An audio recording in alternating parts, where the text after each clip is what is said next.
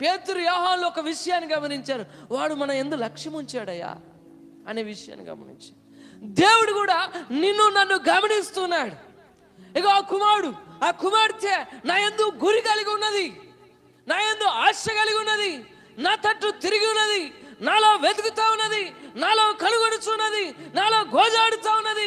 ఇగో నా వైపు తిరిగి ఆమె నా మాట ప్రకారం చిత్తానుసారంగా జీవిస్తా ఉన్నది. ఆమె ఎంతగానో నా యందు లక్ష్యం ఉంచి ఉన్నది కనుక ఆమె జీవితంలో ఆమె మనవిని ఆలకించి ఆమె జీవితంలో కార్యం చేయాలని దేవుడు కూడా ఆలోచన చేస్తాడు. హల్లెలూయా.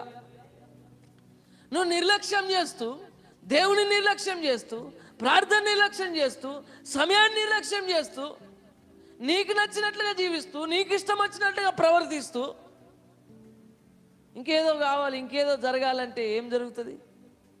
ఏం జరగదు. దేవుని మాట ప్రకారం మనం చేయగలిగితే మనం దేవుని కార్యం చూస్తాం. హల్లెలూయా, హల్లెలూయా. దేవుని చిత్త ప్రకారం మనం చేయగలిగితే మనం దేవుని మహిమను చూస్తాం.